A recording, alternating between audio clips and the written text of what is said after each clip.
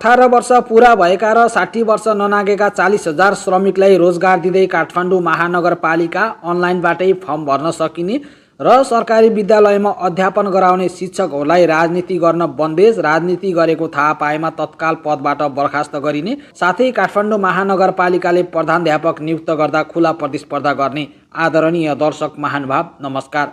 बाली नयाँ अवधारणा ल्याएका छन्। काठमाडौँ महानगरपालिकाभित्र अथवा देशैभरि रहेका बेरोजगारहरूलाई रोजगार दिने उद्देश्यका साथ काठमाडौँ महानगरपालिकाले श्रम ब्याङ्क योजना लागू गर्ने भएको छ। महानगरपालिकाका मेयर बालेन शाहले सामाजिक सञ्जाल मार्फत यस बारेमा जानकारी गराएका हुन्। काठमाडौँ महानगरपालिकाका मेयर बालेन शाहले सामाजिक सञ्जाल फेसबुकमा एक स्ट्याटस लेख्दै बेरोजगारहरूलाई रोजगार दिनका लागि श्रम ब्याङ्क सञ्चालन गर्न लागेको जानकारी गराएका छन्। एउटा महानगरपालिकाले चाहेको खण्डमा केसम्म गर्न सक्छ भन्ने कुरा काठमाडौँ महानगरपालिकाका मेयर बालेन शाहले देखाएका छन्। बालेन शाहले जस्तै नेपाल अधिराज्यभरि भएका महानगरपालिका, नगरपालिका र गाउँपालिकाका अध्यक्षहरूले यसरी नै रोजगार सिर्जना गर्ने हो भने विदेशी नै युवाको सङ्ख्या कम्ती हुने थियो। अब लागौँ काठमाडौँ महानगरपालिकाका मेयर बालेन शाहले सामाजिक सञ्जाल फेसबुकमा लेखेको स्ट्याटसतर्फ। मेयर बालेन शाहले सामाजिक सञ्जाल फेसबुकमा लेखेका छन्, काठमाडौँ महानगरमा रोजगारको अवसर। महानगरमा भएका बेरोजगारहरू तथा रोजगारदाताहरूलाई एउटै प्लेटफर्ममा ल्याई रोजगारीको अवसर बढाउने तथा श्रम ब्याङ्कमा भएका कामदारहरूलाई पूर्वाधार विकास, वातावरण संरक्षण तथा सामाजिक विकासका क्षेत्रमा रोजगारीको अवसर सिर्जना गराउने लक्ष्य रहेको यस श्रम ब्याङ्क परियोजना सञ्चालन गर्न गइरहेका छौँ।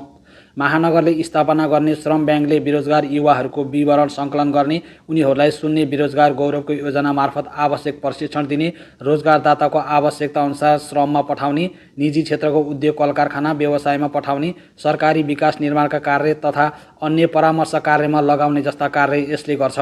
काठमाडौँ महानगरपालिकाको आर्थिक वर्ष 2080-81 को वार्षिक नीति तथा कार्यक्रममा महानगर स्वर्णिम योजना अन्तर्गत श्रम ब्याङ्क योजना सञ्चालन गर्ने नीति अनुरूप सामाजिक विकास, पूर्वाधार निर्माण, मर्मत सम्हार, सम्पदा संरक्षण, वातावरण संरक्षण, शहरी सुव्यवस्था कायम गराउने सम्बन्धमा महानगरपालिकालाई आवश्यक पर्ने श्रम शक्तिको आपूर्तिलाई निरन्तरता दिन तथा सूचीकृत जनशक्तिलाई अन्य सरकारी, गैर सरकारी तथा निजी क्षेत्रमा समेत रोजगार उपलब्ध गराउने उद्देश्यले श्रम ब्याङ्क परियोजना सञ्चालनमा ल्याएको हो। यसै उद्देश्य अनुरूप काठमाडौँ महानगरपालिका क्षेत्रभित्र चालु आर्थिक वर्षका लागि माथि उल्लेखित कार्यमा श्रम गर्न इच्छुक व्यक्तिले तोकिएको फारम अनुसूची 1 www.kathmandu.gov.np बाट डाउनलोड गरेर आवश्यक विवरण भरी आफू बसेको वडा कार्यालय वा महानगरपालिकाको रोजगार सेवा केन्द्रमा अथवा तल दिएको लिङ्कमा क्लिक गरी आवेदन फारम भरी पेश गर्न सक्नुहुन्छ।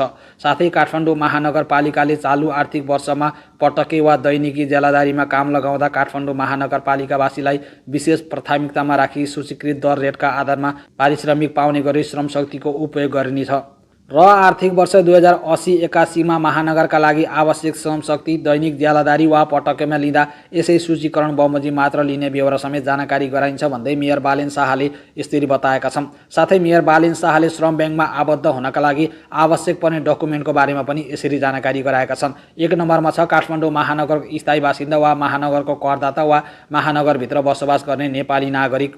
2 नम्बरमा रहेको छ 18 वर्ष पूरा भई 60 वर्ष ननागेको। त्यस्तै आवेदन दिनका लागि आवश्यकता पर्ने कागजातहरू 1 नम्बरमा रहेको छ नेपाली नागरिकताको प्रतिलिपि, 2 नम्बरमा रहेको छ बसाइसराईको कागजात, 3 नम्बरमा रहेको छ भाडामा बस्ने भए घर बहाल सम्झौताको प्रतिलिपि, 4 नम्बरमा रहेको छ करदाता भए कर तिरेको प्रमाणपत्र। थप जानकारीका लागि काठमाडौँ महानगरपालिकाको श्रम ब्याङ्क फोकल पर्सन सरिता राईलाई सम्पर्क गर्न भन्दै मेयर बालेन शाहले नम्बर समेत सार्वजनिक गरेका छन्। पछिल्लो समय काठमाडौँ महानगरपालिकाले गरेको कामप्रति सम्पूर्ण महानगरपालिकावासीहरू खुसी भएका छन्। जब मेयर बालेन शाह काठमाडौँ महानगरपालिकाको मेयरमा निर्वाचित भएर आए त्यसपछि उनले लगातार विभिन्न विकृति विसङ्गति विरुद्ध आन्दोलन नै छेडेका छन्। सार्वजनिक जग्गा अतिक्रमण गरेर घरटहरा बनाउनेहरू विरुद्ध पनि मेयर बालेन शाह कडा रूपमा प्रस्तुत भएका छन् भने एउटा जनप्रतिनिधिले जनतालाई खुसी पार्नका लागि केसम्म गर्न सक्छ र केसम्म गर्नुपर्छ भन्ने कुरा काठमाडौँ महानगरपालिकाबाट सिक्नुपर्ने भन्दै उनीहरूले आवाज उठाइरहेका छन्। त्यसो त पछिल्लो समय काठमाडौँ महानगरपालिकाका मेयर बालेन शाहले देशभित्रै भएका विकृति विसङ्गति विरुद्ध पनि कडा आवाज उठाइरहेका छन्। मेयर बालेन शाहको यो किसिमको साहसीलाई धन्यवाद दिनैपर्छ। काठमाडौँ महानगरपालिकाका मेयर बालेन शाहले फेरि एकपटक जनपक्षीय फैसला गरेका छन्। जनताको पक्षमा लगातार सकारात्मक काम गर्दै आएका मेयर बालेन शाहले पछिल्लो समय काठमाडौँ महानगरपालिका भित्रका सामुदायिक विद्यालयमा हुने राजनीति अन्त्य गर्नका लागि कडा कदम चालेका छन्। मेयर शाहको उक्त कदमका लागि उपमेयर सुनिता डङ्गोलले पनि साथ दिएकी छन्। पछिल्लो समय मेयर बालेन शाह र सुनिता डङ्गोल एकजुट हुँदै काठमाडौँ महानगरपालिकाभित्र भएका व्यतिथिका विरुद्ध कडा कदम चालिरहेका छन्।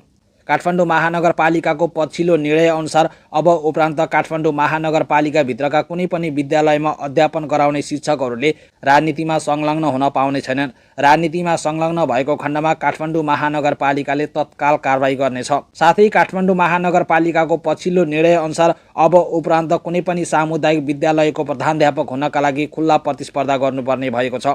यसअघि राजनीति आस्थाकै आधारमा वडाध्यक्षहरूले आफ्नो पार्टीको नजिकको मानिसलाई प्रधानाध्यापक बनाउने चलन थियो अथवा आफूले भनेको मान्ने मानिसलाई मात्र प्रधानाध्यापक बनाउने चलन थियो। महानगरपालिकाको पछिल्लो निर्णय अनुसार अब उपरान्त काठमाडौँ महानगरपालिकाको प्रधानाध्यापक हुनका लागि खुल्ला प्रतिस्पर्धा गर्नुपर्नेछ। त्यसो त केही समय अगाडि मात्र काठमाडौँ महानगरपालिकाका मेयर बालेन शाहले विद्यालय व्यवस्थापन समितिको जिम्मा वडाध्यक्षहरूलाई दिएका थिए। विद्यालय व्यवस्थापन समिति चयन गर्दा पनि ठूलो राजनीति हुने देखिएपछि मेयर बालेन शाहले यस्तो निर्णय गरेका हुन्। साथै पछिल्लो समय मेयर बालेन शाह वडाध्यक्षहरूको घेराबन्दीमा परेपछि उपमेयर सुनिता डङ्गोलले बालेन शाहलाई पूर्ण साथ दिएकी छन्। केही दिन अगाडि भएको कार्यपालिका बैठकमा पनि वडाध्यक्षहरू मिलेर बालेन शाहलाई एक्लाउने प्रयास गरेपछि उपमेयर सुनिता डङ्गोल बालेन शाहको पक्षमा पिल्लर बनेर उभिएकी थिइन्। उपमेयर सुनिता डङ्गोलका अनुसार काठमाडौँ महानगरपालिकाको मेयर र उपमेयरले 3200 वडाबाट भोट लिएर जितेको हुनाले सम्पूर्ण वडामा आफ्नो जिम्मेवारी रहेकाले आफ्नो योजनाअनुसार बजेट विनियोजन गर्ने बताएकी थिइन्। यो सुन्नुहोस् वडाध्यक्ष र सुनिता डङ्गोल बीचको चर्काचर्की। हाम्रो वडामा हाम्रो अधिकार म प्रष्ट भन्छु। हाम्रो अधिकार उपमेयरको अधिकार हुँदैन है, यो प्रष्ट भन्छु म। बजेटको कुरा गर्दाखेरि एक्लै बसेर बजेट बनाइएको छैन, त्यही भएर यो चाहिँ समितिले नै बनाएकोमा यसरी व्यक्तिगत एकजनाले बनाएको हो भनेर प्रश्न गर्न तपाईहरुलाई पनि नैतिक रूपमा पनि प्रश्न चिन्ह नै छ। किनभने बजेट एक्लै बसेर बनाइएको होइन, पहिलो कुरा। दोस्रो कुरा, यो वडामा उपप्रमुखज्यूले कसरी बजेट राखे, त्यो उपप्रमुखज्यूले बजेट राखेको हो कि होइन भन्ने कुरा पनि तपाईले स्योर हुनु पर्यो पहिला। तेस्रो कुरा, वडा अध्यक्षज्यूहरूले सबैजनाले यो मेरो वडा हो अरूले राख्न पाइँदैन भन्ने, यो मेरो वडा हो मेयर उपमेयरले राख्न पाइँदैन भन्ने, मेयर उपमेयर चाहिँ कुन वडाको हो त? हामी चाहिँ कुन वडाको? यो त सबै वडाको प्रमुख उपप्रमुख भएपछि त सबै वडाबाट हामीले भोट लिएरै जितेर आएको होला नि त। त्यही भएर यो हस्तक्षेप गर्न पाइँदैन, यो मेरो वडा हो मेयर उपमेयरले आफ्नो योजना राख्न पाइँदैन भन्न पाइँदैन।